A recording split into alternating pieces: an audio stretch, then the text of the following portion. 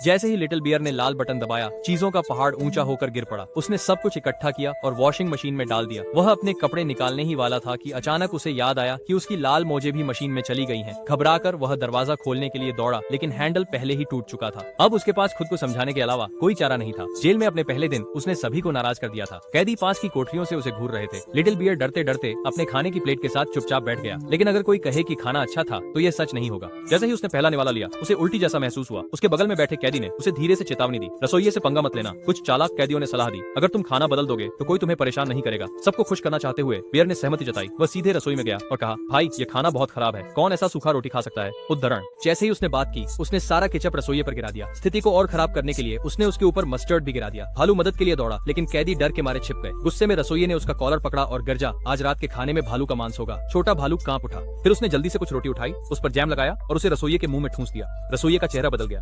उसने पहले कभी इतना स्वादिष्ट भोजन नहीं चखा था। मुस्कुराते हुए उसने कहा, ओह तुम मददगार हो, कोई तुम्हें छू नहीं सकेगा। दोनों हंसे और सहमत हुए और छोटा भालू नया रसोई का हीरो बन गया। अगले दिन रसोइया नाश्ता तैयार करने लगा, लेकिन भालू किसी और काम में व्यस्त था, इसलिए रसोइये को खुद ही मेहनत करनी पड़ी। भालू ने उसे संतरे दिए। रसोइये ने रस निकाला, चूल्हा जलाया, छिलकों को पानी में उबाला और चीनी और नींबू डाला। सुबह की सारी मेहनत के बाद दोपहर का खाना तैयार था। जैसे ही कैदियों ने अपने खाने में काटा, उनकी आंखें चमक उठी। उन्होंने पहले कभी इतना स्वादिष्ट खाना नहीं खाया था।